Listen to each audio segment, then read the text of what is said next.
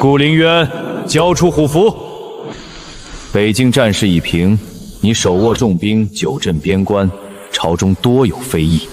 朕念你有功，不追究你拥兵自重之嫌。10年，我替靖庸守了10年北境，朔元17部归降，36城安本，100万边民安之乐业。回京第1日，等来的不是封赏，是夺权。户部尚书之子燕回关被困，是我亲军冒雪相救。兵部侍郎之弟梁道失踪，是我麾下将士7天7夜搜寻相救。礼部老臣全族曾被朔元铁骑围困，是我1夜奔袭800里，拼死解围。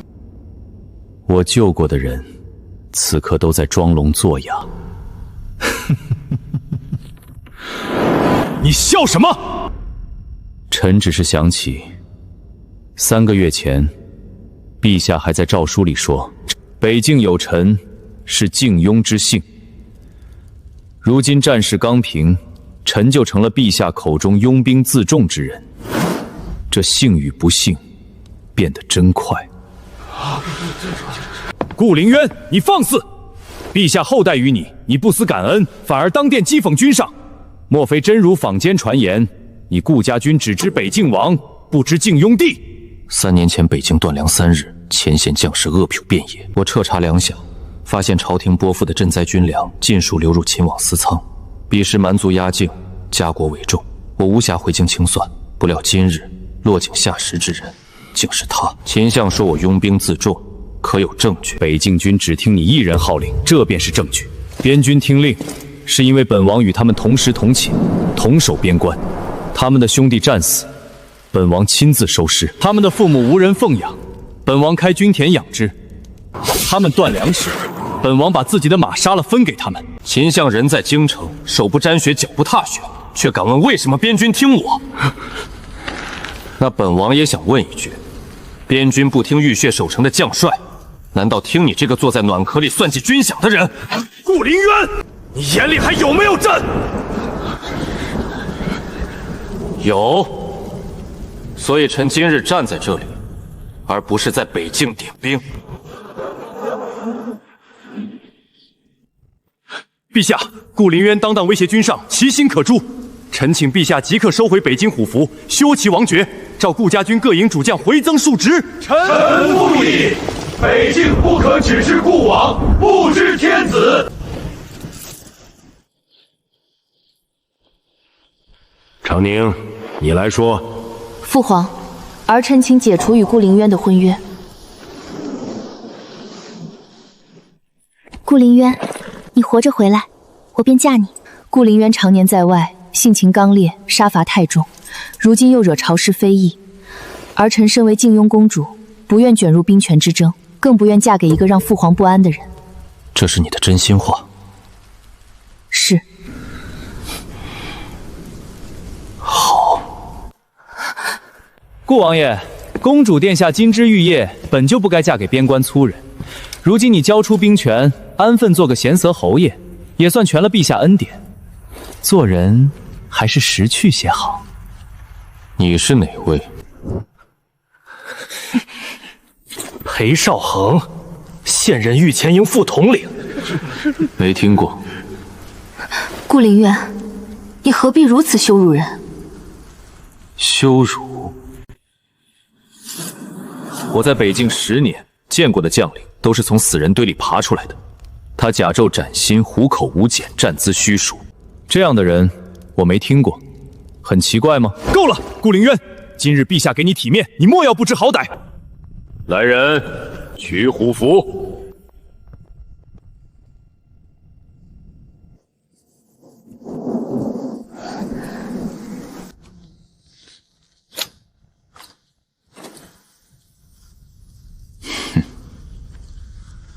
陛下可知，虎符能调兵，却调不动人心。这兵权，臣还了；这王爵，臣也不要了。这婚约，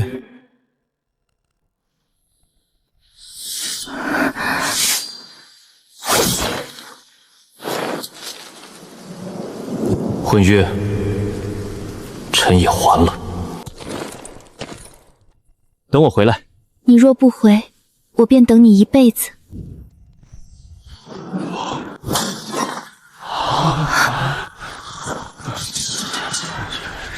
从今日起，顾林渊卸甲辞官，北境王之名还于朝廷。靖雍山河，愿陛下自首。顾林渊，你敢！陛下，臣守了10年北境，从未后退一步。今日，臣退了，望陛下守得住。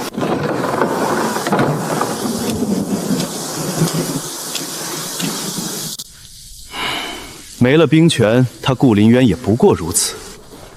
传旨，裴少恒即日赴北境，接斩顾家军。朕倒要看看，没了虎符，他顾林渊还剩什么？你方才为何不劝朕留下他？陛下若强留顾林渊，北境必矣。他交了虎符，卸了王爵，若仍被扣在京城，反倒显得陛下忌惮功臣。所以你让朕放他回北境？不是放虎归山，是引蛇出洞。裴少恒持虎符前去接管北境，若北境军奉旨，则顾林渊不足为顾；若北境军仍只认顾林渊，不认虎符，那便坐实了他拥兵自重。到时陛下再动他，天下无人能说半个不字。好，好，朕倒要看看虎符和顾林渊到底谁更能调得动北境。没有仪仗，没有亲卫，连一匹马也有没有？10年前北上，京城10里长街相送。10年后平定北境归来，夺爵退婚，卸甲。顾林渊，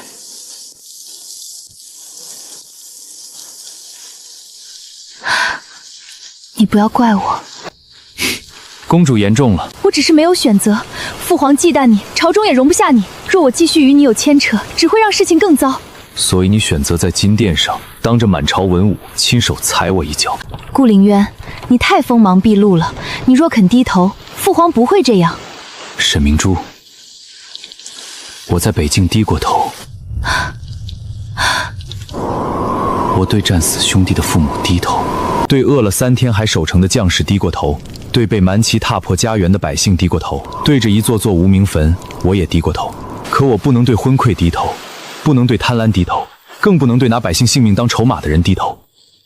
你不懂。我不懂。顾林渊，我等了你10年。你等的是杀凯旋风封王的顾渊，不是金殿失势的顾林渊。不是。你要去哪儿？北境。你已经不是北境王了。王爵是朝廷封的，可北境不是朝廷替我守的。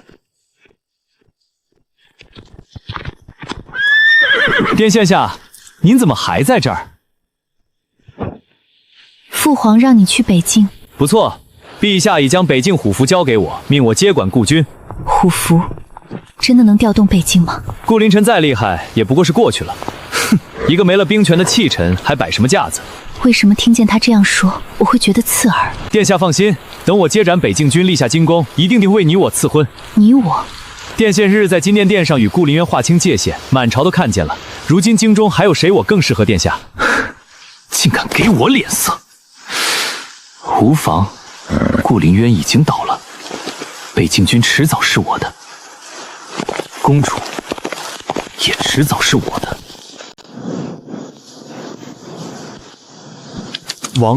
顾将军，开门。陛下没有旨意，我辞官了，一个白身出尘，也要圣旨。开城门。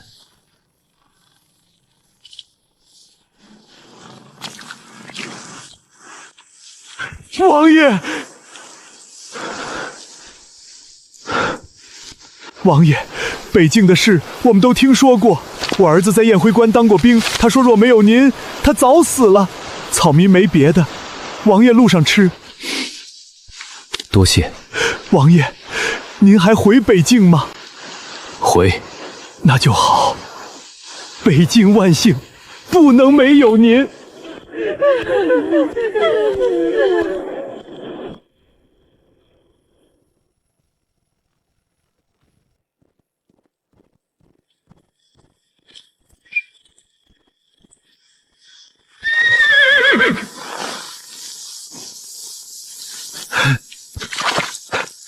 林掌柜，京中消息来了，说王爷被萧决交了虎符，辞官离京。他受伤了吗？没有，只是公主当众退了婚。他会会的。那我们现在怎么办？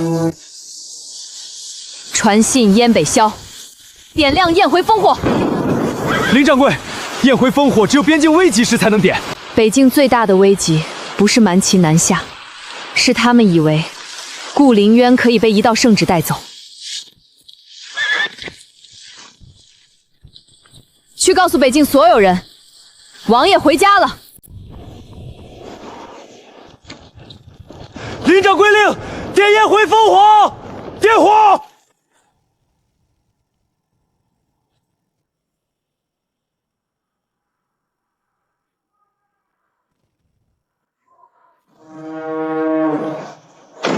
是焰回烽火，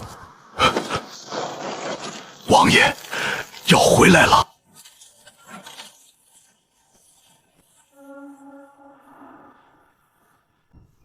焰回烽火亮了，集合，快集合！是焰回，王爷要回来了。粮车备好，走北道。只要顾家军抗旨，顾凌渊便再无翻身之日。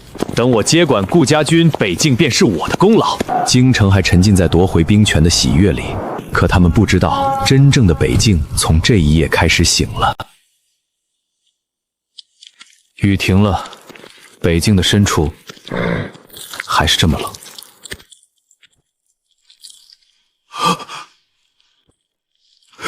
王爷！小兔子，都起来，都起来！王爷，您走的时候，我家老二还没娶亲，如今他儿子都能跑了。您守了我们10年，我们跪您一次不亏。刀剑不可怕，满朝冷眼也不可怕，可这样的真心最重。我已经不是王爷了。朝廷说不是，那是朝廷的事，在咱北境，您就是。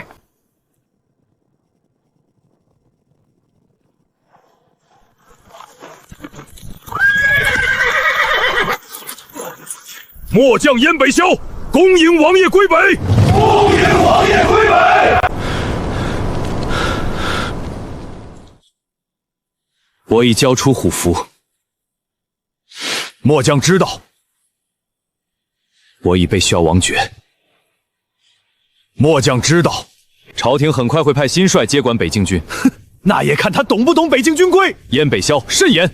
王爷，您慎了10年。他们要交战功，您让；他们托军饷，您拿自己的封赏殿。如今仗打完，他们连您的王和会约都要拿走，凭什么？凭他们觉得北境人只会忍。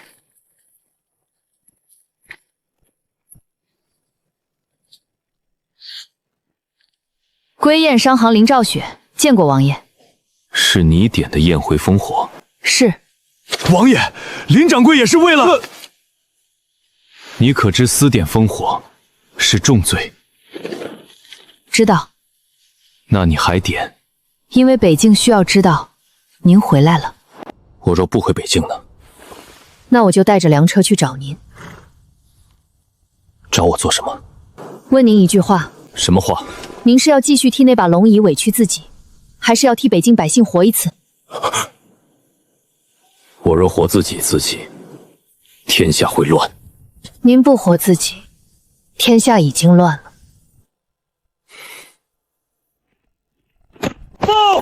京城急令！陛下命御前营副统领裴少恒持虎符接斩北境军。哼，来得真快！裴少恒已至雁回关外，命各营主将即刻出城跪迎。还说什么？他说北境旧部若仍称您为王，便是抗旨。他算什么东西？拿个虎符就想让我们跪？王爷，我去会他。都不许动！王爷，北境军是守家国的，不是用来斗气。他还是那个顾凌渊，被伤得那么狠，却仍记得刀该朝向哪里。去雁回关。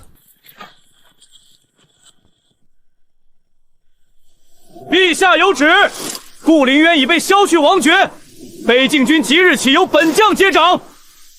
开城门！你们敢抗旨？顾凌渊，你来的正好，本将奉旨接掌北境军，你还不让他们开门？你奉旨找我做什么？他们是你的旧部，自然听你的。陛下不是说北境军该听虎符吗？虎符在你手里，你自己调。一道虎符还调不动这些兵。北境军听令，开城，跪迎新帅。虎符在此，你们想造反吗？虎符是真的，但北京旧制，新帅接防需虎符、兵部官边防图印、粮草交割册4样齐陪。裴大人有虎符，其余3样呢？本将奉陛下旨意而来。边关不是金殿，少一样错一营，错一城。裴大人若要接防，请先拿出粮草交割册。粮草交割册。大人既然新帅，想兵带了粮草、军饷、年衣、伤药吧。北境昨夜落雪，商营缺药，左逼营3个月没发足饷，军田还等着种子。裴大人先解决哪一件？放肆！本将是陛下亲封的新帅，你一个商女也敢质问本将？商女不懂官威，只懂谁让边军吃饱，谁就有资格说话。顾凌渊，你就看着他侮辱朝廷命官，他说错了吗？北境军不是京中宴席上的摆设，你想接管可以。粮草呢？军饷呢？冬衣呢？边防图看过吗？你什么都不知道，只知道拿着虎符让守边10年的将士跪你。顾凌渊，你这是煽动军心！军心若能被几句话煽动，那是你无能。报！朔原黑鹰部3000骑兵逼近望北坡，边民商队被困，来得正好。好，本将亲自调兵，击退来犯之敌。黑鹰部30前刚递过降书，不会无故犯边。望北坡附今日确有归雁商队过，但练只有商和军中知道。有人泄了粮道。少废话，敌军来犯，正好让你们看看本将如何平敌。王爷，就这么让他去？让他吃一次亏。可商队和边民怎么办？所以我们也去。王爷要我带路吗？你手里有真图。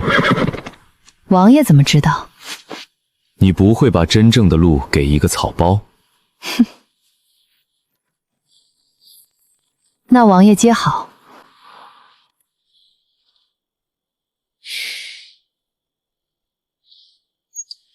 救人要紧。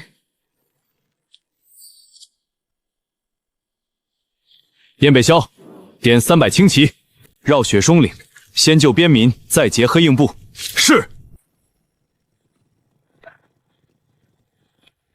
看见没？护符符不响，王爷一动，北境就活了。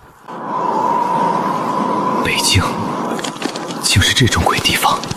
这鬼地方怎么打仗？闭嘴！本将今日要让北境军看看，不是只有顾林娟会打仗。统领，前方地形不明，林掌柜先前提醒过，望北坡有洞河，是否先派赤探路？你也觉得本将不如顾凌渊？末将不敢。若等顾凌渊赶来，功劳还算谁的？裴统领，前方发现黑鹰部骑兵踪迹。多少人？约莫300。哈哈哈哈哈！区区300也敢犯边？传令，全军压上！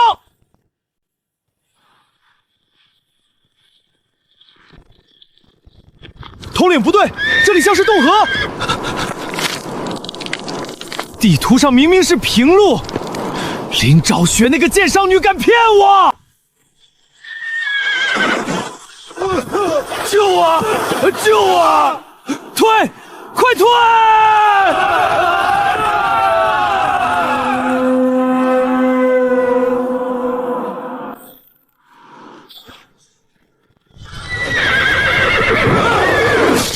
盾！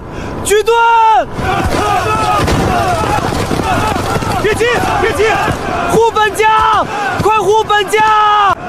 首领，杀吗？不杀。有人用假信引我来这里，又放出靖庸商队被困的消息，就是想让我们和靖庸朝廷结死仇。那我们来做什么？等一个人。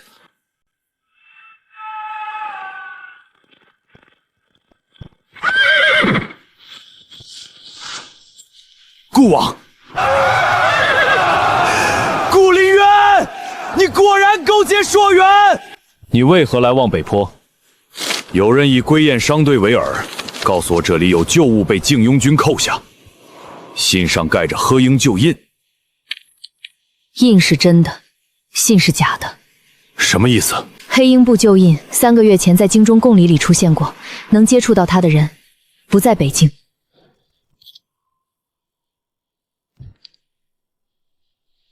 秦怀燕，或者他身边的人。顾林渊，你少在那里装模作样！你与蛮部私会，证据确凿。你先活着出去再说吧。跪下！救人！王爷，这帮人刚才还要接管咱们，他们是靖庸兵，不是裴少恒一个人的私兵。救！抓紧！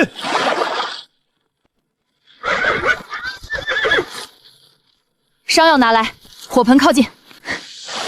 林掌柜，我们刚刚还骂你，骂我没事，活着回去，把看到的都说出来，别让真正救你们的人继续被人泼脏水。我记住了。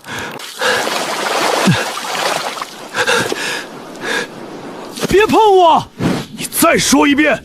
你，顾凌渊，你别以为救了本将，本就会感激你。今日之事，本就是林兆学给了假图。裴大人，我给你图时提醒过你望北坡洞河危险，是你说不劳我操心。何况我只是商女，裴大人可是陛下亲封的新帅，新帅打仗竟要全靠商女给图。你早知道真路，却故意看本将出丑。我若不来，你现在已经沉在冰河里。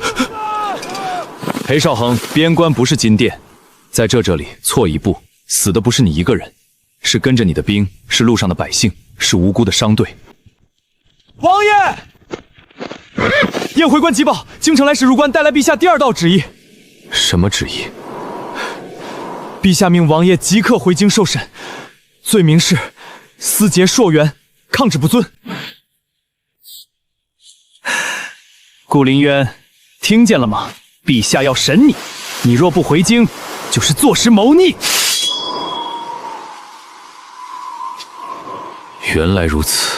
今日望北坡不是为了杀裴少恒，也不是为了结商队，我救御前营便坐实与黑鹰部见面。我不救，御前营死伤惨重，罪名更大。是给京城百姓看的，他们要把你从北京的守护神变成私通外地乱臣。王爷每次这么笑，都代表有人要倒霉。他笑什么？既然陛下要审，那就审。你真敢回京？为何不敢？京城是他们的地盘，但证据在我们手里。严北萧，护送受伤御前营回雁回关，把今日所有参与救援的兵士姓名记下。归雁商队保留商药出入账册。阿术烈留下信件和旧印来源。黑鹰部愿作证。是他要做什么？裴统领，你不是要回京告我吗？我不是像被反手牵入他的另一个吗？正好，我们一起回。你要把局推回京城？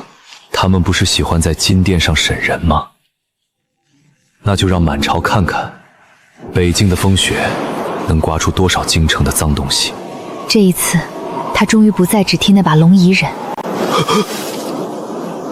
这护符或许从一开始就不是权柄，是秦怀燕递给我的饵。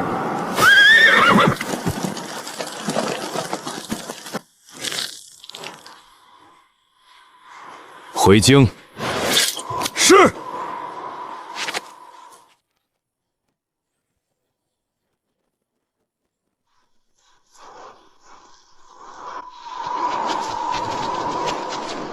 不能王爷回去。上次回京，他们夺了王爵和胡胡。这次再回去，秦怀燕那帮人不知道要怎么办，王爷。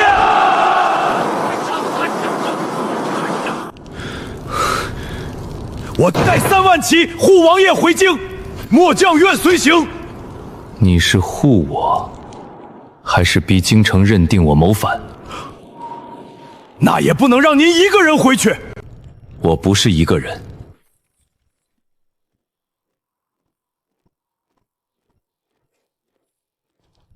王爷带证据回去，我带账回去。林掌柜，你也去。望北坡的局不是孤立的，军饷拖欠，粮泄漏，旧印外流，御前营冒进，每一样都指向京城。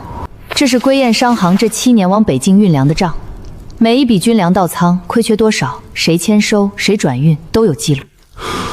这些年缺了这么多，他明明都知道，却从未拿这些苦处为自己辩过一句。这是朝廷拨给北境的军饷，账面上每年足额，实际上到北境时少3成，最多1年少5成。怪不得前年冬天西营差点断粮。不是差点，若非王爷把皇帝赏赐的金银全换了粮，西营早断了。被人误解他不说，被人亏欠他不提，连被当众抛弃也只是斩了婚初转身离开。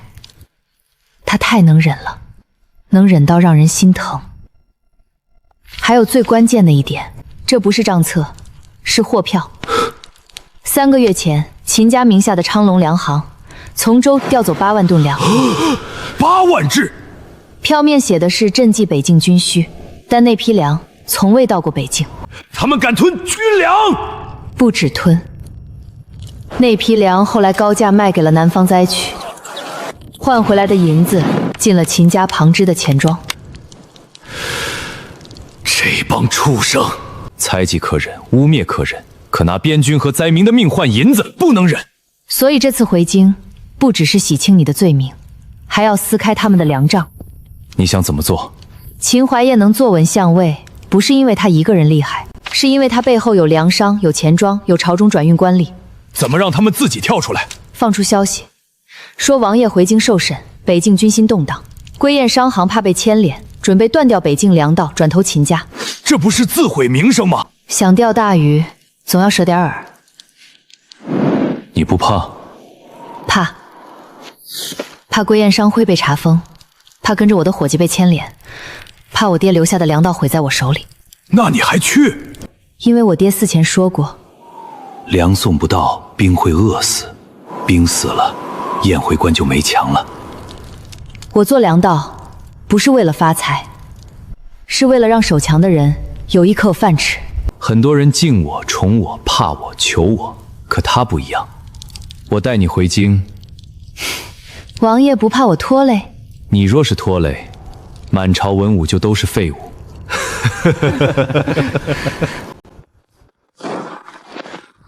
王爷，长宁公主到了雁回关。她来做什么？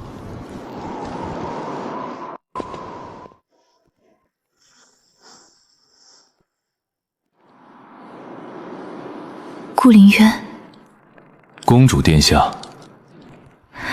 他以前从不会这样叫我。父皇让我来传旨，你即刻回京受审。哼，公主殿下传旨，何必亲自来？是怕我们王爷跑了，还是想看他笑话？我没有。公主还有事？我想问望北坡，想说秦怀燕不会放过你，可我还有资格吗？裴少恒说你与黑鹰部私会，你信吗？从前我会毫不犹豫说不信，可金殿上是我亲手把他推远。我知道了。不是，我只是……公主殿下若是来传旨，旨意已到；若是来审人，证据在京城金殿上自会分明。他是谁？为什么站得这样自然？你是谁？归雁商行，林兆雪。商女。公主殿下慎言，林掌柜的粮救过北境无数将士，不是谁都配轻看他。连燕北萧都这样护他。公主殿下，我确是商女，所以我知道一石粮从中州运到雁回关要换几次车，死匹马，冻伤几个伙计，也知道一套冬衣少到边军手里，夜里会冻死多少伤兵。王爷在北境近10年，不只是打胜仗、垫草安抚战死士卒的家眷，这些知道吗？我不知道，我只知道他打胜仗，只知道他是父皇忌惮的北境王，他缺过多少粮，冻死过多少兵，替多少百姓收过尸，我一无做。我等的是一个凯旋的英雄，林兆雪守的却是英雄背后那条快断的粮道。明日启程。你真要回去？公主不是来传旨的吗？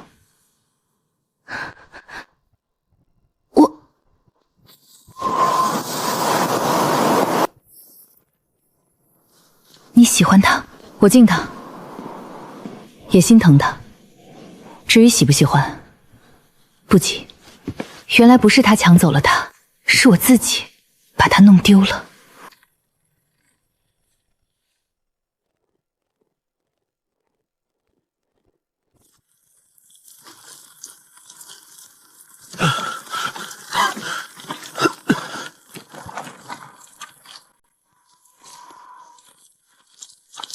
他一次也没有回头。京城几大粮行里，至少3家与秦家钱庄有往来。就引匆匆共里入京，接触过的人也要列出来。我说等了他10年，可这10年，我究竟懂过他什么？王爷，老人家不必跪。这是我儿媳做的。我儿子是北境军，前年战死在野狼岭。你儿子叫什么？周成。野狼岭左营第3队，他是为救2个新兵战死的。王爷还记得？记得，北境每一个战死的人，我都记得。我竟用这8个字否定了他10年。记得一个普通士兵的人，真的是我口中杀伐太重的人吗？你记性倒好。不是记性好，是他们不该被忘。可你自己呢？谁记得你？至少以后我记。那样的眼神，他曾经也给过我吗？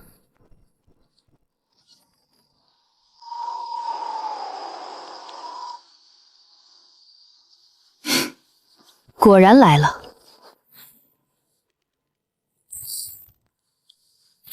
再动一下，下一剑就不是地上了。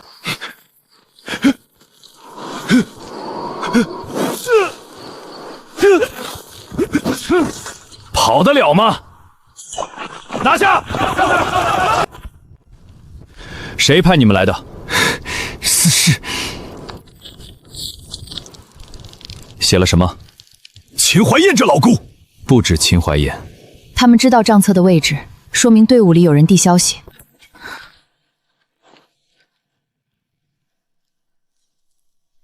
你看我做什么？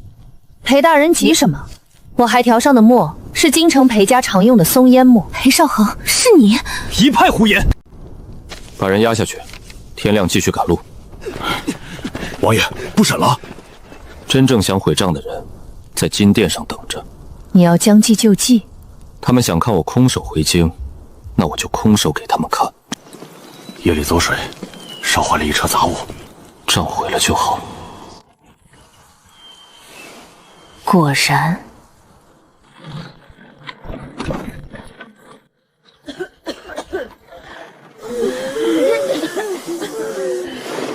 中州不是去年丰收吗？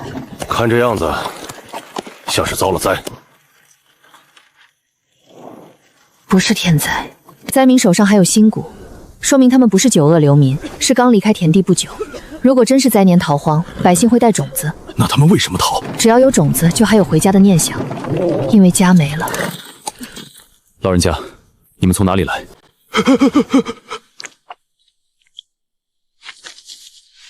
不能拿官爷的东西，拿了要还命的。官爷的东西拿了要还命，这也是靖庸的百姓吗？不是官爷，只是路过的人。不是出了事，是被收没了。县里说朝廷要抽军粮，强征田亩。抽军粮，北境军可没收到。老人家别怕，你只说是哪个县？青山县。青山县是秦家粮仓所在。强征民田，假借军粮，把百姓逼成流民。开3车赶粮。掌柜的，这些是回京路上的储备。开，把备用军粮分出去。是。顾凌渊，你倒会收买人心。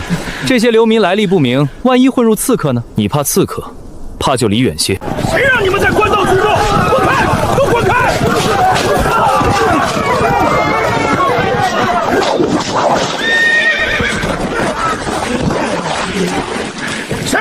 谁敢袭击朝廷命官？志恒，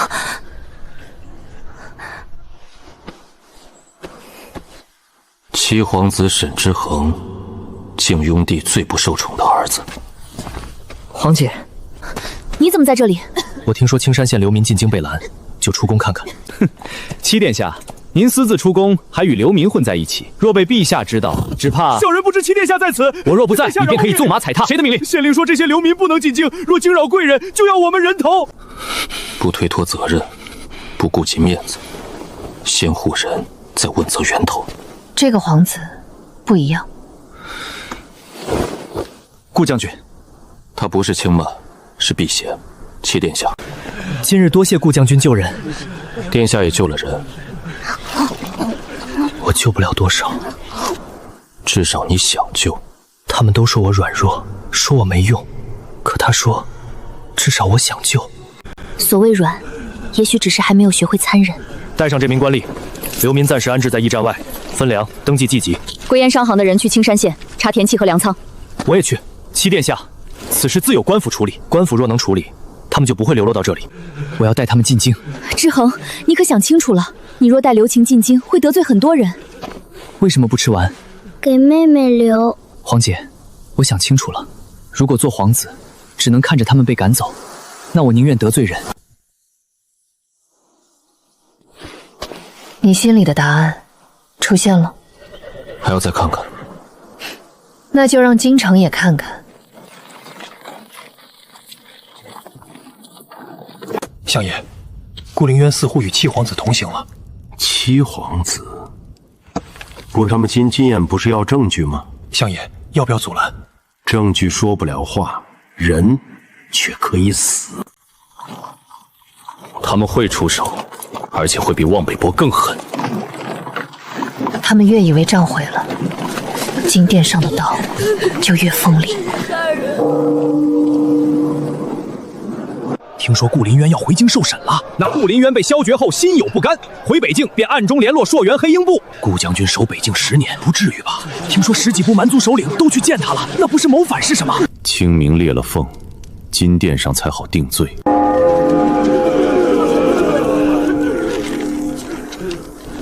青山县百姓进京告御状。七殿下，这不合规矩。百姓被夺田夺粮，活不下去，进京告状，哪里不合规矩？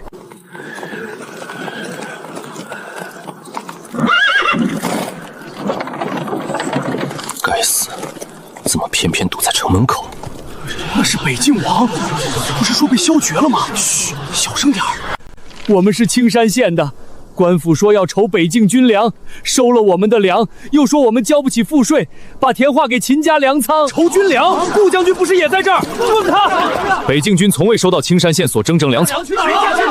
快入宫禀报！陛下，七皇子带流民堵在城门，顾灵渊也在城外。胡闹！志恒什么时候敢做这种事了？陛下，七殿下年幼，恐怕是受人蛊惑，不如即刻宣刚回京，就给朕苏灵渊、七殿下并相关人等上殿，当朝问明。好。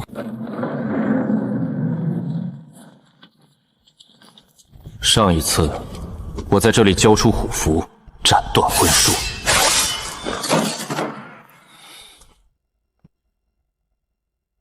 顾灵渊，朕命你回京受审，你却带流民堵城，你眼里还有没有朝廷？臣已辞官，今日站在这里，不为自己，为青山县372户百姓申冤。朕问的是你私通黑鹰部一事。陛下，臣亲眼所见，望北坡一战，顾灵渊与黑鹰手首领阿木列私会，北境军不听虎符，只听顾灵渊号令，此等行径以尽谋逆。朔元17部多年来只认顾灵渊，不认靖雍朝廷，此事若不严查，国法不可旁落，顾灵渊必须交代。这里不问真相，只看谁声音更大，谁权力更稳。你有何话说？臣有证人。黑鹰地首领吗？蛮族之言，岂可信？陛下，末将御前营校尉赵启有话要说。赵启，你敢？裴统领，望北坡如非顾将军相救，我们3000御前营至少折损过半。你明知不熟地形，却贪功冒进，陷入洞河后，先喊护你自己。末将可以作证，我也可以作证，还有我。他们胡说。即便顾灵鹤救了人，也无法解释他与黑鹰部首领私会。黑鹰部并非犯边，他们同样是被假信引到望北坡。哼，假信何在？在民女这里。这上面确有黑鹰部旧印，就因为真岂不明黑鹰部确有行动？可三印是真的，这枚旧印随朔元贡礼入京，曾有礼部钦点，再送入红羽御司封存。荒唐！你一介商女，如何知道朝廷贡礼流向？因为那批贡礼入京时走的是归燕商行护送的旧商道，沿途一单。陛下若有不信，可查礼部与鸿胪寺封存记录。陛下，贡礼入库后确有鸿胪寺封存，臣需回去核查。印都能流出去，你还要查什么？够了！陛下，望北坡之事或有蹊跷，但青山县征粮之事，臣从未听闻。若确有地方官借军粮之名搜刮百姓，臣请陛下严查。终于等到你摘干净自己了。秦相当真从未听闻。你什么意思？民女本想把账册带来，可惜昨夜驿站遇刺，账册已经被烧毁。毁了就好。既然账册已毁，那你空口无凭。陛下，林兆雪分明是栽赃秦相，账册烧毁，谁知道他原本有没有账册？是啊，账册烧了，确实难办，所以民女带来的是副账。抬进来。真正的账册，昨夜就已让人从水路送入京城。被烧的那一车，是民女抄给刺客看的假账。他早就知道。秦相，现在账册能说话了。一两笔错账杀不了人，可若粮行、钱庄、官府全连成线，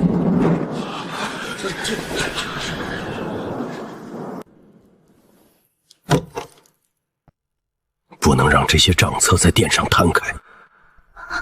他真的把英雄背后的粮道带上了金殿。里面不是兵刃，却比兵刃更让人胆寒。念。陛下，民女所呈不是朝廷正账，只是归雁商行这些年转运北境粮草军需东衣所留副账，若有不实，户部、平部转运司皆可除条核对。商行账册岂能作为朝廷定罪之据？秦相说的对，他还有后手。所以民女今日不只带了账，也带了可以核账的人。靖雍13年，朝廷拨北境军粮12万担，户部账面记以存数发往雁回、拒马、定双3关，但归雁商行转运记录显示，实到北境8万7千担，少3万3千担。靖雍14年，北境东衣4万套，实到2万6千套，缺1万4千套。原来不是天太冷，是有人把他们的东衣吞了。同年冬，巨门关冻髓伤兵137人。靖雍15年，秦家昌隆粮行接替中州粮仓转运。同年，北境军粮亏缺达到5成，但昌隆粮行向南方灾区高价售粮8万道，粮种、批次、封仓印记与北境军粮一致。他每说一句，殿上就敬1分。若传出去，天下百姓会如何看朕？一派胡言！商行账册岂能作为朝堂定罪之据？秦相方才说过这句话，所以民女说了，还有人证。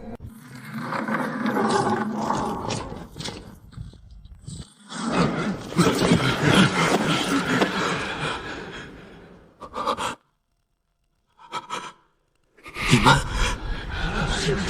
陛下饶命！小人只是记账的。那些粮确实是秦家二爷吩咐转卖的，银子进了秦氏钱庄，再由相府外管事提走。狗奴才，你敢攀咬本相？他不敢，所以我给了他一条活路。秦相应该不知道，你灭口的人里有一个没死透。他临死前把昌隆粮行暗账藏在了青山县一座破庙里。这位老账房看见暗账落在我手上，才肯开口。最大的破绽竟不是顾林渊，是这个商女沿着粮道摸到了秦家的命门。陛下，臣在北境10年，数次上书军粮不足，朝廷每次回信皆言足额发放，责臣管理不善。如今臣想问一句，这些死在风雪里的兵，这些被夺田夺粮的民，该向谁讨命？陛下，臣冤枉！这是顾林渊与林兆雪联手设局，顾林渊因被削爵而报复朝廷。陛下明察，顾林渊此次回宫带流民、带商女、带所谓账册，分明早有谋划。金殿上，我已经错过一次。父皇，长宁，你要说什么？儿臣可以作证。殿下，刺客一身上搜出纸条，写着个账毁人流，纸条所用松烟墨正是裴家常用。你胡说！裴少恒，昨夜你看见账车被烧时，松了一口气。他也看见了。望北坡一事，你贪功冒进，害3000御前营陷入险境。回京路上，你又试图毁账册，你所谓指证顾凌渊根本不可信。沈明珠，你别忘了，是你亲口推了顾凌渊，你现在替他说话，是后悔了吗？是，我后悔，但我今日站出来，不是求他回头，也不是为儿女私情。儿臣当日错看顾凌渊是私错，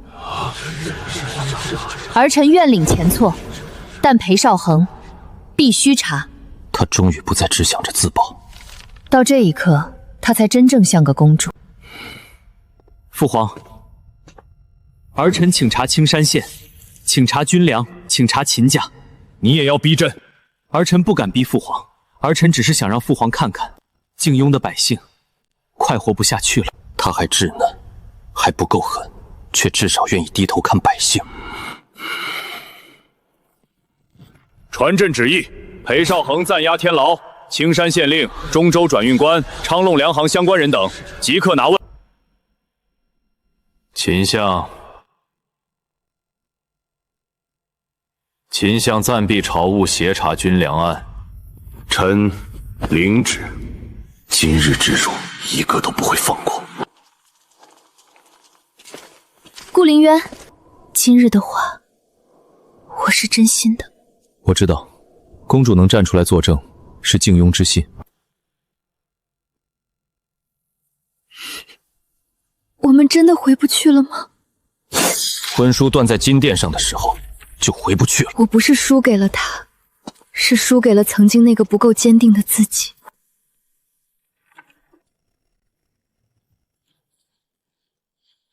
心软了吗？没有。答得这么快。我只是觉得他终于做了一件对的事。那你呢？我什么？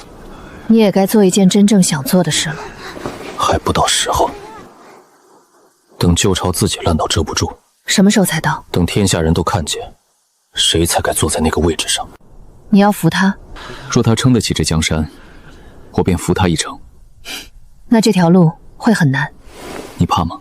不怕，我只怕你又一个人扛。这次不会。今日之辱，必须用血洗。去通知二皇子，告诉他，若再不动手，龙椅就要落到那个废物七皇子手里了。太子早亡，诸皇子凋殁，原本能争位的只有沈知觉，可现在七皇子被京城看见了。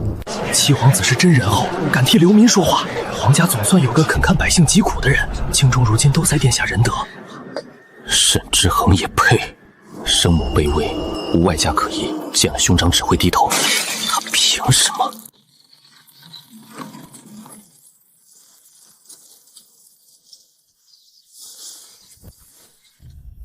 秦相，你不是说军粮案牵扯不到你身上吗？臣低估了那个商女，一个商女你都收拾不了。现在京中都在说七弟仁德，父皇昨日甚至让他旁听3、4会审，意味着陛下开始看见七殿下了。人一嫉妒，就会犯错，那就让北境乱。所以，只要北京再起狼烟，朝廷第一反应必是调顾凌渊回北。他若回去，京中无人再押军粮案；他若不回，北京失守，民怨也会落到他头上。回也错，不回也错，谁来乱北京？真正可以利用的是赤狼部。贺连魁父兄都死在顾凌渊手上，他表面请降，心中必恨。告诉他，顾凌渊已失势，朝廷准备清洗朔源降部，挑拨部族内斗，让赤狼先动，朝廷再逼顾凌渊表态。顾凌渊难杀，林兆雪难缠，沈之恒太碍眼。只要北境一乱，所有人都会回头看北方。到那时，我便能把账册一本一本烧干净。3日后，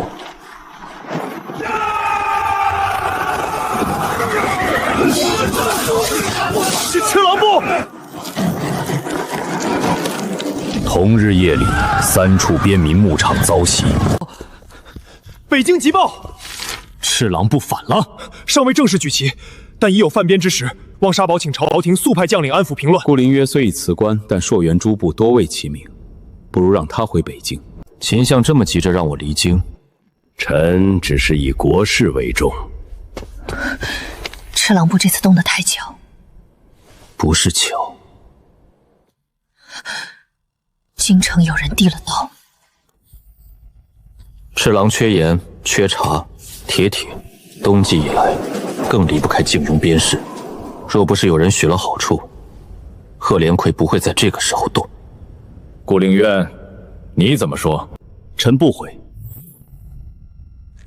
北境动乱，你竟不悔？我一回，军粮案便停。秦嫔等的不就是这个？你这是置北境百姓于不顾。秦相若真顾北境百姓，就不会吞他们的粮。够了，边境不可不管。臣虽不回，但有人可以回。民女愿回北京。荒唐！边境平乱，岂能让一介商女插手？他们劫粮夺马袭商队，却没有公保，说明贺连魁在试探。他们在试探朝廷反应，试探顾凌渊是否回北，试探其他硕元部族站哪一边。若先断其严查铁器，稳住黑鹰、白鹿、青庸诸部，再查清挑拨源头，或可不战而定。你有把握？没有10成，但比让一个不懂北境的人拿着圣旨去乱杀要强。林兆雪熟悉粮道商路，部族互市。他以商行身份回北境，比朝廷使者更容易接近各部。林兆雪一遭暂留京城，京城军部大动案就少了最熟账的人。准。林兆雪以归雁商行名义回北境，协助望沙堡安抚诸部。民女领命。若他死在北境，账纸也会变成死物。你让我回去，其实是因为京城有人想让你走。是。那我就成了他们下一个目标。是。你可以不去。你明知道我一定会去。拿着。这是什么？见此令，北境全听你一人，安危会护你。顾凌渊，你这是给我保命，还是给你自己安歇？都有。那我一定活着回来。若势不可为，先保命。我像是逞强的人，好吧，偶尔有一点。这一笑，倒像北境雪后初晴。京城这边，你小心秦怀烟，还有二皇子。你也看出来了。做账的人最擅长顺着银子找人。没有多余暧昧，却更让人心酸。等我回来。我等你。10年前，我也曾让他等我，可我没有守住。我会活着回来。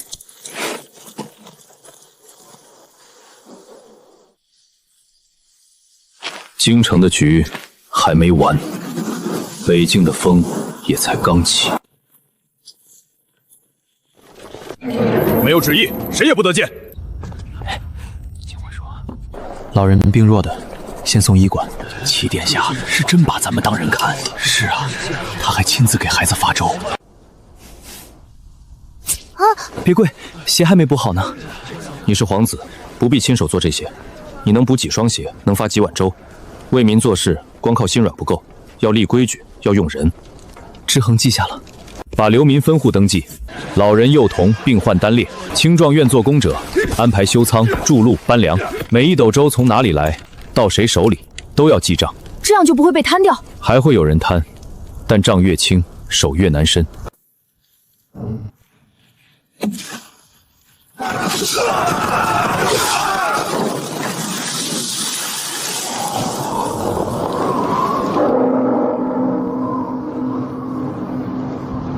北境急报，此乃铁证。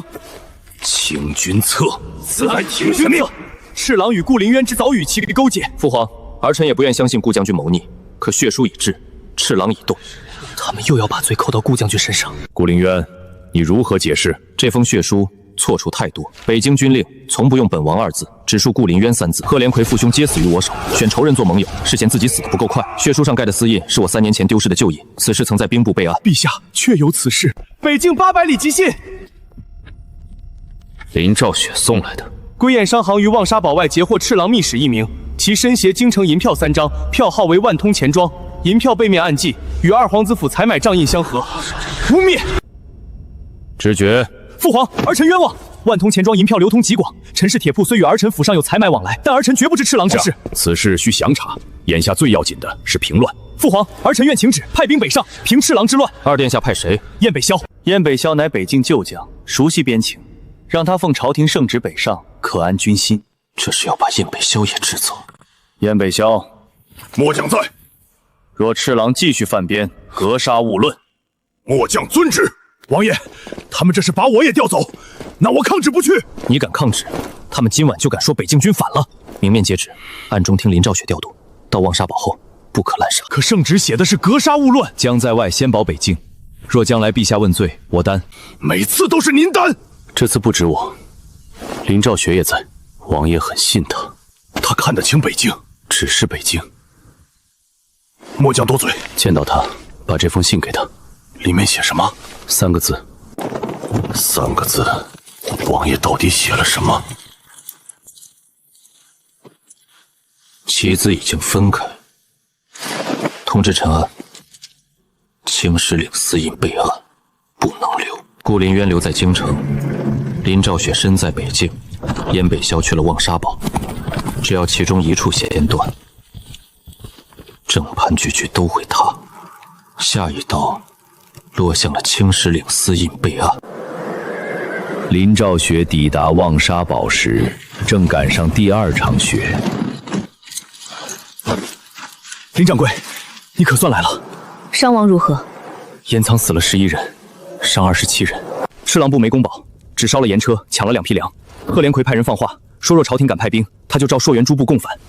他缺盐了。什么？若真要反，第1刀该砍1刀，第2刀该断枫树，第3刀才是盐仓。他先烧盐车不是立威，是急。那我们怎么办？断盐。他都来抢盐了，我们还断？赤狼部一粒盐不卖，茶砖、铁器、药材也都停，但给黑鹰、白鹿、青阳3部降粮价。谁不反，谁有粮；谁反，谁断盐。林掌柜，阿术烈首领，黑鹰部不反，望北坡一事，顾王救了我部生命，黑鹰记恩。黑鹰部今年冬粮归燕商行按旧价供，多谢。赤狼部内部可有人能压贺连魁？有。谁？老祭司乌代。当年赤狼战败，正是乌代劝部众接受鞭笞，才保住赤狼老弱。他现在在哪儿？被软禁在赤狼营，这就麻烦了。不麻烦。既然贺连魁缺盐，那我就带盐去见他。林掌柜不可，赤狼营现在就是狼窝，你去了还能回来吗？我不去，乌霸出不来。何况我不是去送死，我是去做生意。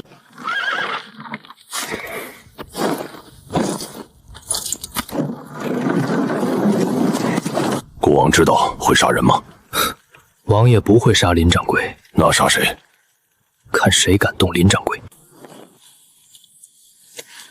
归燕商行的女掌柜。赤狼首领。顾林渊派你来的？不是。那你来做什么？做生意。你带这么点人进我赤狼营，还敢说生意？我带了盐。你想卖什么价？这几车盐和粮我不要银子，我要乌代祭司。你胆子不小。胆子小，走不了北境粮道。你不怕死？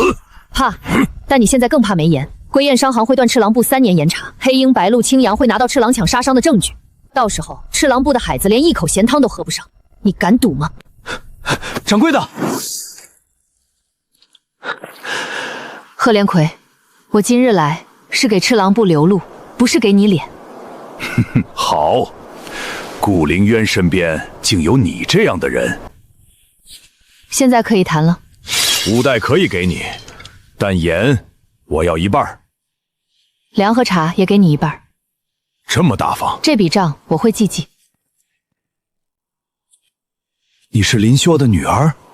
祭司认得我父亲。当年他给赤狼部孩子送过药，后来他死在燕回关外。我来带您走。赤狼的狼崽走错路了。老东西，少废话！哼。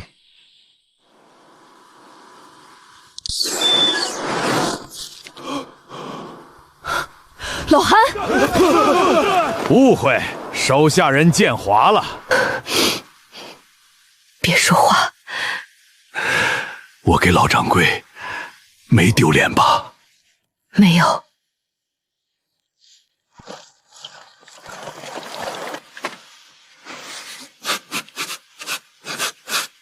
赤狼营，贺连魁。你会报仇？会，但不是现在。你忍得住？做粮道的人最会算账。欠敏的账要连本带利。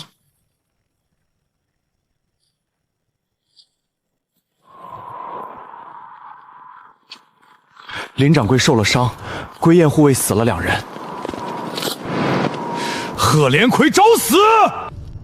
他当然要死，但不是因为我。贺连魁玩了，赤狼部还在。赤狼部中，贺连魁该杀，不明无辜不能杀。我们要杀的是贺连魁，不是把整个赤狼部推成死敌。那你说，怎么打？让赤狼部自己看清，跟着贺连魁，只有死路一条。3日后，贺连魁率赤狼族骑兵逼近望沙堡。往前走！这个畜生！将军，圣旨写的是格杀勿盾，若他们靠近城门，你看清楚，前面是牧民，不是兵。可若他们中混着赤狼厮士呢？杀血仇做事，不杀城门危险。你怎么上来了？看贺连魁怎么撕。他拿老弱挡前面，我们不能射。当然不能。是无代祭司，祭司还活着。贺连魁不是说祭司被靖庸人杀了吗？闭嘴！那是靖庸人找来的假祭司。赤狼的孩子们，我若是假祭司，谁还记得《狼神记》第3页该唱哪一支归魂歌？这是只有赤狼部祭司才会完整传承的古歌。贺连魁，你骗赤狼的害子，说靖庸要杀尽我们；你骗朔元诸部，说黑鹰要吞赤狼。你拿京城人的银子换赤狼人的命，你还配称狼子吗？老东西，你敢背叛赤狼？赤狼的人是你。望沙堡告赤狼部众，今日只诛贺连魁一系。凡放下兵器，护送老弱退生者不追。愿归边事者严查招救，愿随贺连魁者一同反叛。列阵站稳，私自后退者按军规惩戒。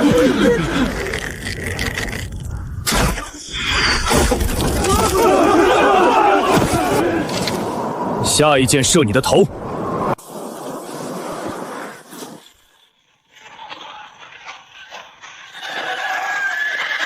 阿叔烈，贺连魁，你拿假信害我黑鹰，又想拖朔元17部一起死。今日黑鹰不陪你。赤狼牧民可退，贺连魁的兵不许过界。他不是来探烟，他是来拆我的根。林昭雪，我要你的命！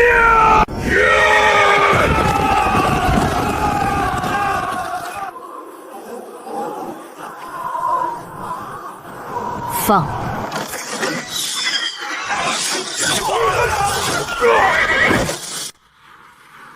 开侧门，站守队，随我！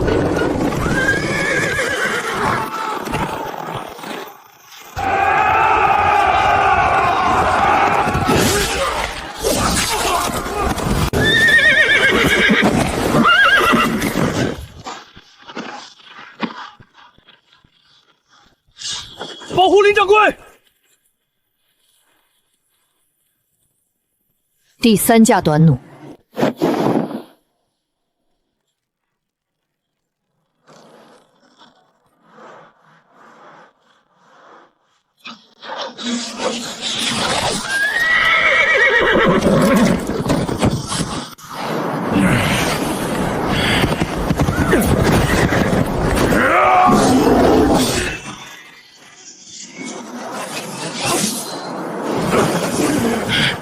你这个女人！做账的人不亲自讨债，但会记得债主什么时候该死。贺连魁，你以赤狼老弱为盾，以族人性命换京城银票，狼神不认你，赤狼部也不意味着死后不得入族伙，不得被族人传承。夺取狼名！不，我是赤狼首领，你们不能！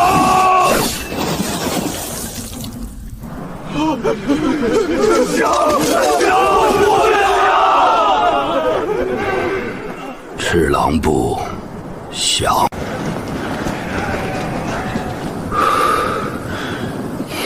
他确实不懂排兵布阵，但他懂人心，懂部族的恐惧与贪婪，更懂什么时候该救，什么时候该杀？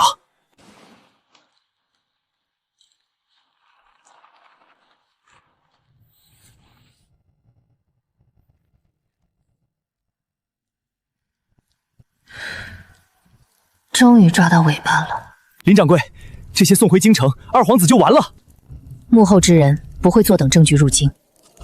抄3份，1份明送京城，1份暗走黑鹰部商道，1份交燕将军亲卫，800里加急送顾凌渊。我亲自安排。掌柜的，京城急信。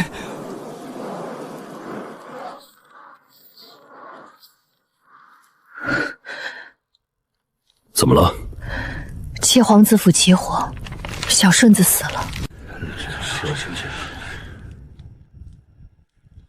京城也动手了。你要回去？赤狼已平，赫连魁死了，北京暂时稳住。现在该回去算另一笔账。烧水啦！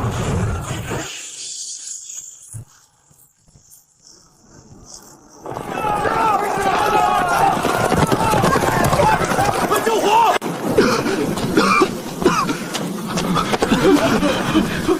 小顺子呢？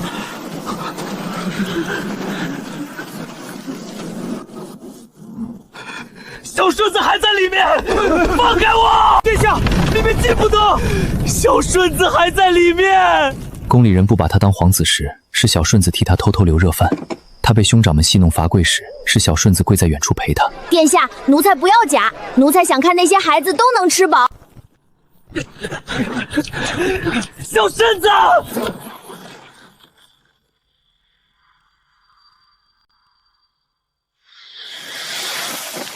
火被扑灭时，天边已经泛白。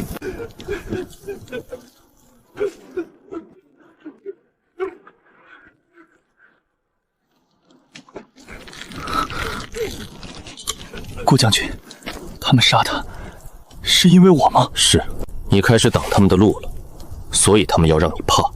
可他只是个小太监，他没有赫人。在他们眼里，只要挡路就该死。殿下，错的不是救人的人，是杀人的人。你救一个人时可能会得罪10人，你要救一城百姓时可能会逼出满朝恶鬼。若你只想做一个人善之人，可以哭可以退，可若你想有一天坐到那个位置上，你就不能只会哭。你怕吗？我怕。他的尸身被找到时，怀里抱着半箱烧残的文卷。不退，我怕，但我不退。那就先查。顾将军，七电子，火场查过了，后院库房发现火油，东侧书销门栓从外面被封过。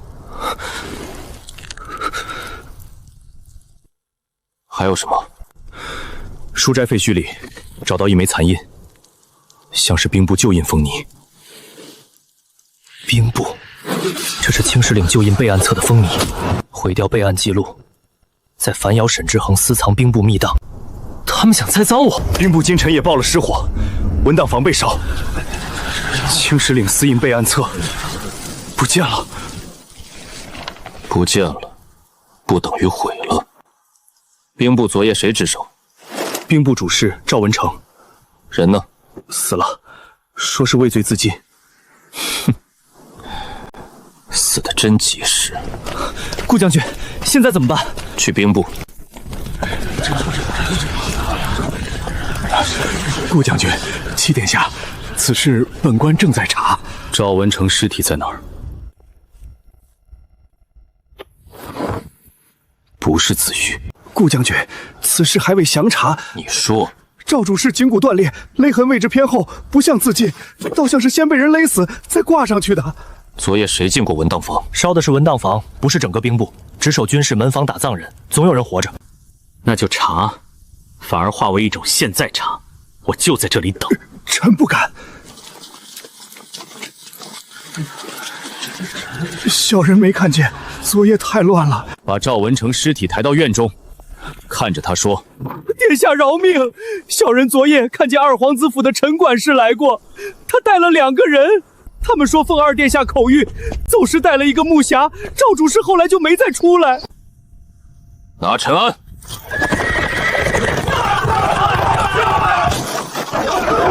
走。又是畏罪自尽，是灭口。二皇兄会说这一切都是陈安自作主张？会。今日才知道，他们杀人也这么熟练。所以你要更熟练的查他们。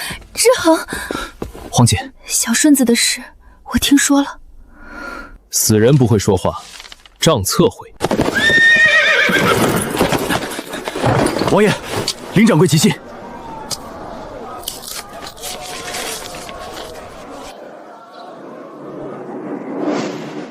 证据到了。林掌柜在北境赢了。赤狼乱平，贺连魁死了。入宫。我也去。七皇子府起火，我可以作证。昨夜二皇兄府上异常调动，我也可以作证。父皇，儿臣冤枉。陈安虽是儿臣府中外管事，但儿臣从不知道他私通赤灵。陛下，陈安既已畏罪自尽，认罪书也在，不可因一奴才之罪牵连皇子。秦相果然熟练。顾凌渊，说证据。陈氏铁铺给赤狼部提供铁器，万通钱庄银票流入赤狼，二者皆属陈安名下，儿臣不知情。二殿下急事。父皇，儿臣昨夜在宫中看见二皇兄府上长史入宫，他没有总景宁门入，景宁门值守记录被改过。改宫门记录。沈明珠，你血口喷人！父皇，儿臣府上被纵火，若这是陈安一人所为，同夜起火，他如何调动二皇子府银票？如何素着让铁铺攻赤狼？如何深夜入宫？如何进兵部文档房？又如何同一夜烧了儿臣宅邸？知觉，你说。父皇，儿臣真的冤枉，这是有人构陷儿臣。七弟近日得民心，顾凌渊又有应力之心，他们是想除掉儿臣，为七弟铺路。若二皇子倒台，谁得利最大？还请陛下明察。秦相，你这是倒打一耙。你笑什么？臣笑秦相终于急了。带人。秦厉，你怎么在这里？秦相不如问问他昨夜为何去见陈安。不关我的事，是二殿下让我传话。你放屁！陈安说兵部旧印备案不能留，是二殿下点了头，秦相默许。七皇子府那把火是陈安安排的人，他说烧掉流民名册，再栽给顾林泉旧印私藏。胡言乱语！陛下，秦厉必是被顾凌渊屈打成招。他不是我抓的，是小顺子留下的，里面不只有流民户籍，还有他查到的周良去向。小顺子不会说话了，但他留下了这个。拿下秦厉！陛下饶命啊！二皇子沈之坚禁足王府，交宗正寺刑部大理寺同审。秦怀言革去相位，暂押府中，非诏不得出。臣领旨。顾将军，我没有哭。我看见了。可我很想哭。想哭就哭，哭完继续查。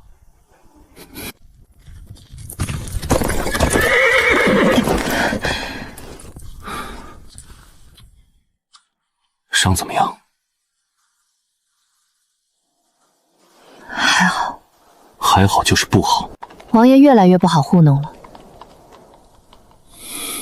以后别拿自己做饵。若不做饵，贺连魁不会露破绽。那也别亲自做。你担心我？是。顾凌渊，等这件事结束，你还要继续一个人吗？若我说不想呢？他只是一路并肩，告诉他，你可以不必一个人扛。好。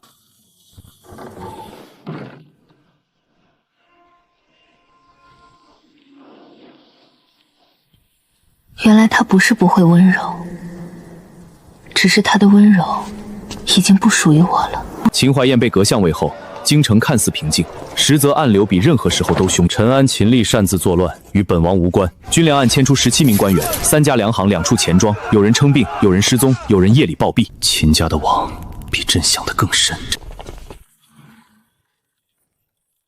你想扶之衡上位？陛下如今春秋鼎盛，何来上位之说？你不必拿话敷衍朕。顾凌渊，你不是会绕弯的人。臣已辞官。可天下人还把你当北境王。朕当初夺你虎符，是因为朕怕你太能打，也太得人心。朕是皇帝，可北境百姓拜的是你的长生牌。可陛下不该拖军粮，不该纵容秦淮县，不该把百姓的命变成弑臣忠心的棋。你在教训朕！臣只是说实话。你果然从未真正臣服。臣忠的是山河百姓。出去。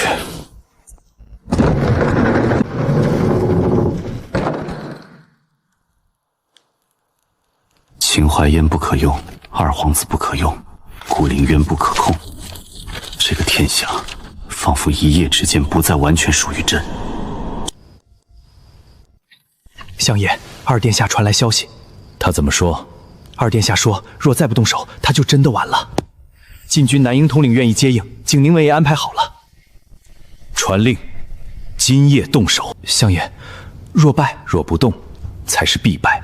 顾灵渊以为把我革相就赢了，林兆学以为几本账子能定乾坤，七皇子以为靠人心能得天下。今夜我就让他们明白，朝堂不是靠账本和眼泪说话，是靠刀。入夜后，京城起雾了，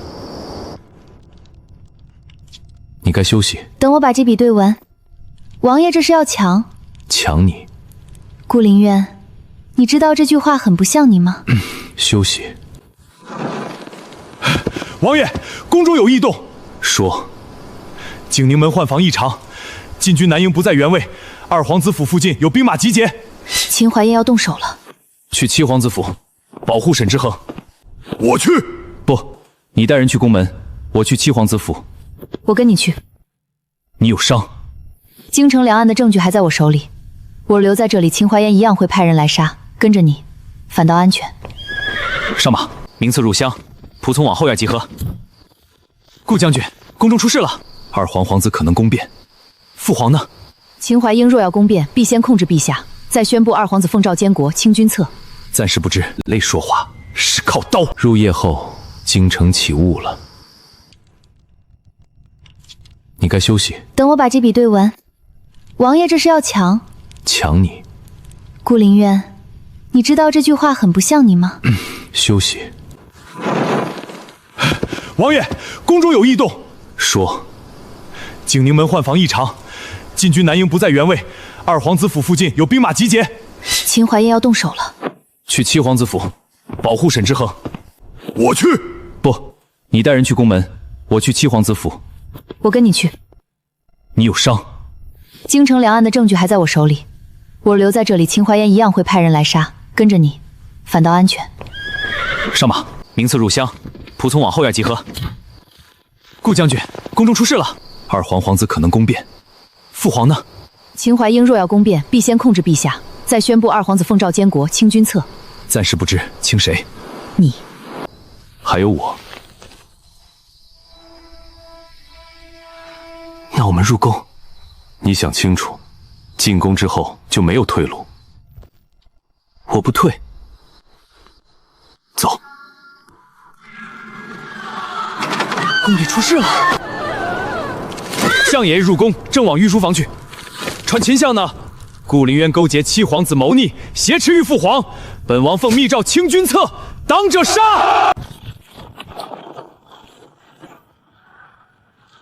二殿下夜闯宫门，披甲带兵，你说谁谋逆？燕北萧，你敢拦本王？哼，老子连贺连魁都砍了，还怕你？杀！这条路是沈明珠派人送来的。父皇在御书房，秦淮烟带人过去了。皇姐，你怎么还在这里？我是静庸公主，这个时候不能躲，从这里走可直通御书房侧门。若今晚能活下来，替我看着之恒，他比我们都干净。我会走，可直通御书房侧门。若今晚能活下来，替我看着之恒，他比我们都干净。我会。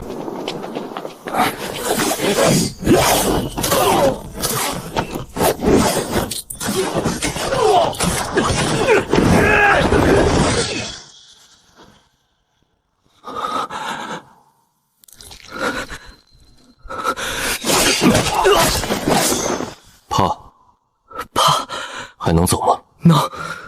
记住这种感觉，不要喜欢杀人，但也别怕为了救人拔剑。陛下，二皇子奉密诏清君侧，还请陛下写下传位诏书。秦淮言，朕倒是没想到你敢逼宫。臣也不想走到这一步，可陛下听信顾灵渊七皇子之言，要毁了靖庸朝堂根基。根基？是毁了你的秦家根基吧？他不是我的傀儡，不是顾将军推我，你竟能到这里，你布的局还是不够密。七殿下，你终于还是被他推上来了。看见流民无田，边军断粮，父皇被你们围在玉还是被他推上来了。看见流民无田，边军断粮，父皇被你们围在御书房里。是你们让我知道，若软弱的活着，什么都护不住。哼，殿下真以为凭几句仁义就能赢？不能，所以我会学用人，学治军，学人心。我不怕自己不会，我怕的是明知道摆在眼前的苦难，却假装看不见。天真也比烂透了强。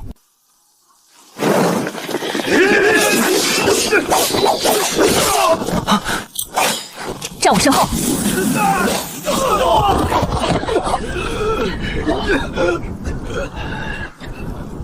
二皇子败了，沈知觉被擒。秦相，你的新军好像不太顶用。顾林渊，你赢了我，但你赢不了黄泉。陛下，你看见了吗？今夜救你的是顾林渊，明日天下人就会说是顾林渊扶七皇子入宫平乱，你还能容他吗？住口！你疑他一日，就会疑他一世。会疑他一世。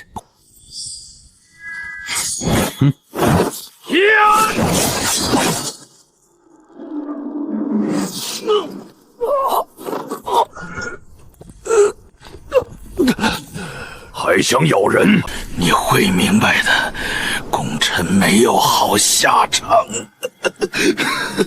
你再重、再强、再忍，坐在龙椅上的人永远容不下你。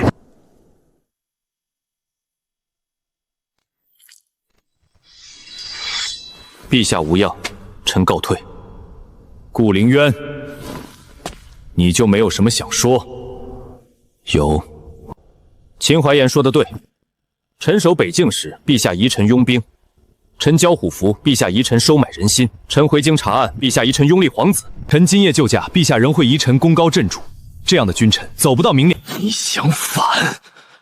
臣不反，但陛下。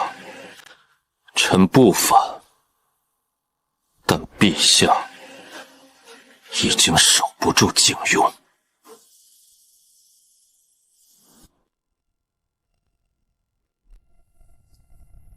戚殿下，进去。顾将军，我今夜之后，靖雍需要一个能让百姓信的人。你若害怕，就回头看看小顺子。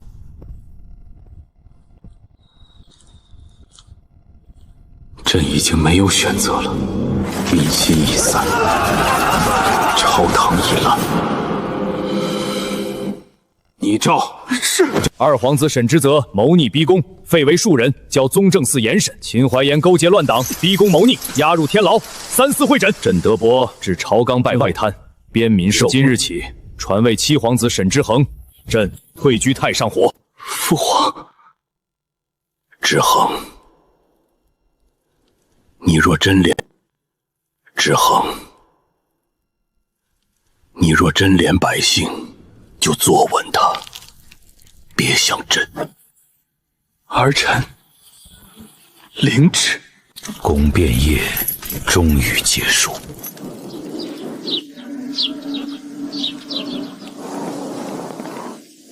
结束了吗？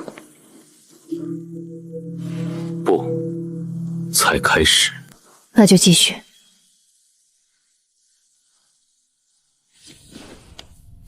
旧帝退位，新君将立，靖雍的天终于还了。3日后，新帝登基。太重了。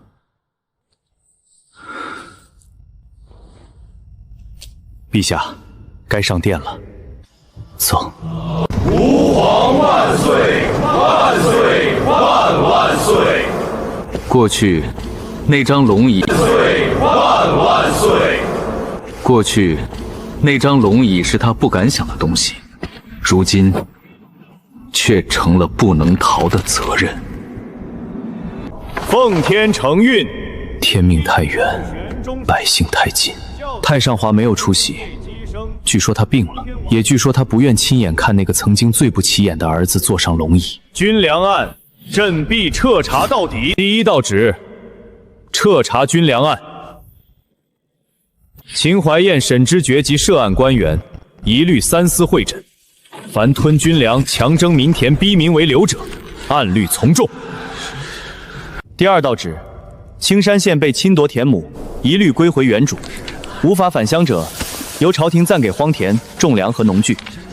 设清账制度，所有粮款公开张贴，由官府、商行、百姓三方互查。第三道旨：重整北境防务，恢复固林州北境王爵位，归还北境虎夫。顾将军，不，恢复固林州北境王爵位，归还北境虎夫。顾将军，不，顾王，北境10年，靖庸负你，如今朕将虎夫归还，请顾王替朕，替靖庸百姓，再守北境。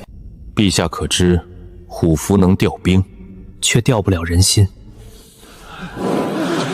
朕知道，所以朕不是拿虎符命你，是请你。臣领命。第一，但臣有3请。顾王请说。北境军粮账册独立设档，兵部、户部、北境3方各存1份，任何调拨需3方合印。准。第二，边军府序不得再经地方层层转手，由北京军府造册，朝廷拨银归燕商行协助送达。林掌柜愿意吗？愿意。准。第三，北京户事由朝廷设官监管，但不得随意赶到边市严查铁器之册。请知天晴而空言沙发者，逐出议事。登基大典之后，军粮案全面收网，本相受人构陷。赤狼密信、宫变证词，小顺子留下的犯险。赤狼密信、宫变证词，小顺子留下的犯境名册全部入案。定案。秦怀燕谋逆、贪墨军粮、勾结皇子逼宫，判斩立决。沈知觉废为庶人，赐死。裴绍恒因诬陷功臣，毁账未遂，望北坡贻误军机，被削职流放北疆苦役。秦家所得银粮半数补北境军需。顾凌渊，你以为你赢了吗？信君今日信你，明日未必不依你。功臣的命永远悬在龙椅一念之间。所以我不会只教他用我，我会教他如何不必疑我。一个清明的朝堂，不该靠皇帝信某一个功臣维系，而该靠制度，靠百姓能说话，靠边军能吃饭。秦淮烟，你输的不是我，是那些你从未放在眼里的人。顾凌渊，公主，我向知衡请旨，去青山县督办还田和赈济。以前我总专在宫里看天下，我想出去看看。公主能如此，是百姓之幸。他很好。过出去看看。公主能如此，是百姓之幸。他很好。顾凌渊，祝你们平安。多谢。顾王，我能不能再问你一件事？陛下，请问，我会不会有一天也变得像父皇那样？会。人做得太高，就容易看不见下面。让不顺耳的话能进宫，让账册能查到底，让百姓有告状的路，让边军知道他们守的不是某个皇帝的脸面，而是身后的家。若有一天你真忘了，我会回来提醒你。怎么提醒？重则骂，重则打，看情况。顾王，北境交给你，京城交给陛下。王爷，该启程了。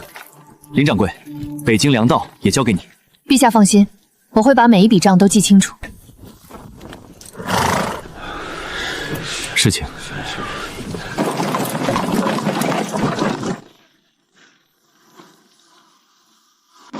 顾王一路平安，林掌柜保重。林掌柜名声。顾王一路平安，林掌柜保重。林掌柜名声都快赶上王爷了。燕将军嫉妒？不敢不敢。累吗？才出城就问累。顾凌渊，你以后不必总把担心藏成命令，你可以直接说。我担心你。我知道。王爷回北京后，第一件事想做什么？查军粮仓。我就知道。你呢？先睡3天。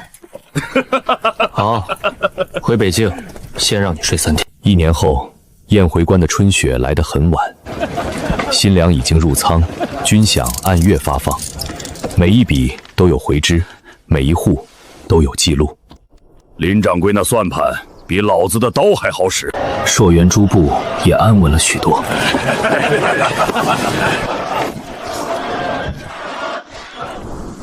你们靖庸的新皇帝比旧的讲理。他还在学，能学就不错。经理。他还在学，能学就不错。京城也不断有信来。今日又有人说朕太人弱，人不是弱，但人若无锋，便护不住人。你教皇帝也像训新兵，他确实是新兵。哪一营的？靖庸营。我终于明白，一纸诏书落到地上，要经过多少人的手，才能变成百姓碗里的饭。他变了很多。人能变，是好事。你不怪他了？早就不怪了。不怪，不代表回头。我又没问你回不回头。做什么？今日不看账。王爷要胖功。陪我走走。好。这座关城曾经满是血与火，如今终于有了人间烟火。我父亲若曾经满是血与火，如今终于有了人间烟火。我父亲若能看见今日，应该会高兴。他会。顾凌渊，你还记得我第一次问你的话吗？是继续替那把龙椅委屈自己，还是替北境百姓活一次？记得。那现在呢？现在，我替他们守，也替自己活。林兆雪，我在北境有一座旧宅，宅子不大，院中有棵老梨树，春天会开花。王爷这是在说宅子，还是在说别的？都有。那王爷想让我做什么？